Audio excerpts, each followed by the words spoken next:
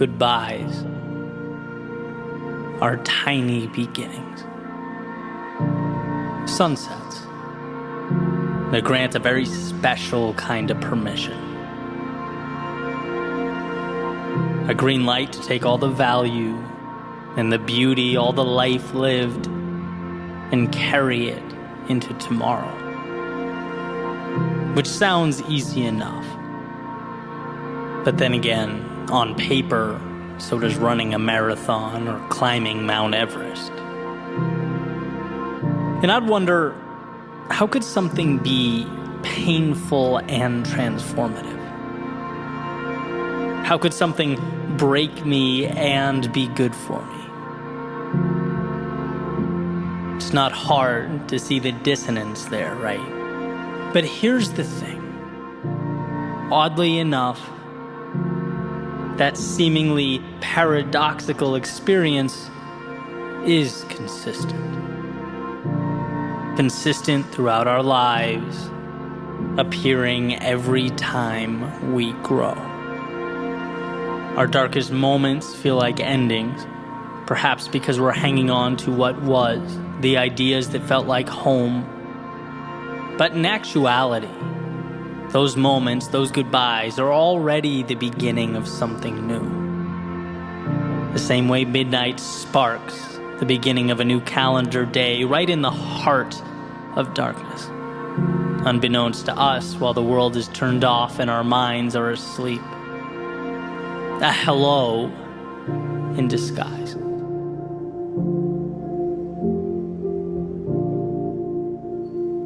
When we said goodbye, my heart immediately declared war on my mind.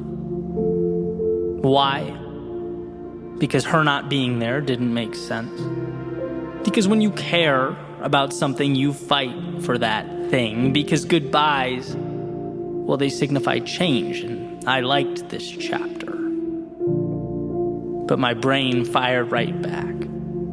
Right idea, just wrong time. What's the reality of this situation?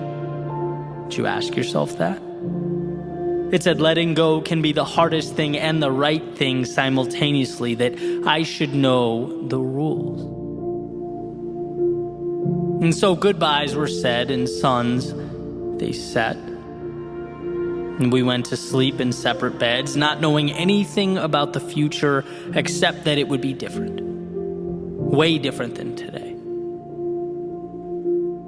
And immediately in comes the heart. Picks up the mic, tap, tap, is this thing on? Check 1, 2. Hey, make sure you're aware of what's gone. Make sure you spend your time thinking about what you don't have. See the blank pages? They used to have writing. You see the empty space? That used to be occupied. Make sure you shine that spotlight on what was once there. Oh, it's empty? How does that make you feel? Asks the heart. Then the door opens, in comes the brain, the pragmatist, more direct, certainly more matter of fact. Says, hey, time to move. You have things to build and places to go. You can't let that blood-pumping organ get in the way of what really matters here. Lace up your shoes. Open the door. Go make a name for yourself, kid. Go be that guy. You get what you focus on. Remember, focus on the reality, the process, the analytics. Data doesn't lie. Your heart does, though. I let them fight it out for a few. Our desire for faction so deeply ingrained that I feel like I'm looking down at myself while my right half fights my left half. How best do we go forward here? Right, wrong, yes, no, stop, go. Before realizing, like so many things, the truth hides in the gray space. Maybe in an obtuse way, they both want the same thing. The truth is, it hurts. Because change hurts. But that doesn't mean I've lost more than I've gained. It doesn't mean that yesterday's memories won't impact the minutes that make up tomorrow. Nothing is disappearing into thin air here. This isn't a magic trick. The time spent doesn't suddenly become meaningless. No, it comes along because I'll continue to move along, and those moments are now me. So recalibrate. Acknowledge that. When I watch a movie, see a concert, go on a breathtaking hike, run up the coast in the morning, they are experiences that take me somewhere beyond the physical. They're peak experiences, but they are not forever.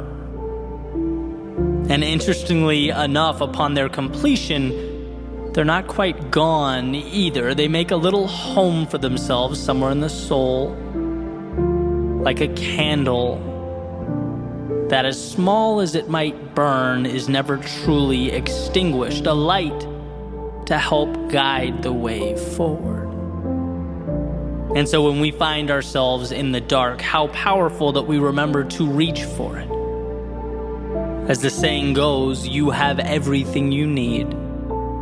And you do, because of everywhere you've been and everyone that's helped keep your soul ablaze. You are the continuation of the best story ever written. And no hero makes it on his own.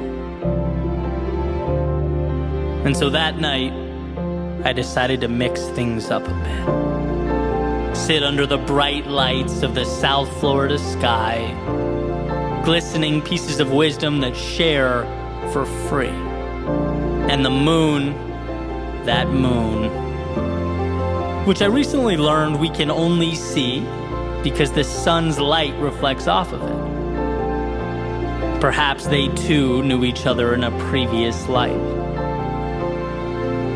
But me, I got in my car, drove out to the beach, a nice change of scenery. Figured it would be a real treat to hear myself think, to find clarity. I climbed up onto a lifeguard stand, let my feet dangle over the edge, and just looked out. Watched the waves crash on the sand.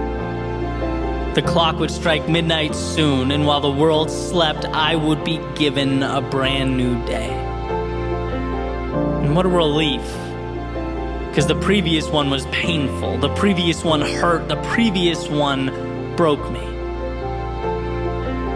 But as I sat there, waves crashing, feet dangling, I was starting to feel like those little pieces just might come together to comprise something meaningful. As Hemingway put it, the world breaks everyone, and afterward many are strong at the broken places. Well, under those stars, I felt like I could be strong. Like once again, I could be anything, and the heart and the head can bicker all they want. But they're saying the same things, just through each other. One sees what's no longer there, the other sees what's next, and that's what goodbyes do. Force us to look around and realize what we've become as we start the next journey. Eyes a little wider, soul shining a little brighter. Because of her, because of me, because of the blank spaces, because of what will someday occupy them, because of what it all means.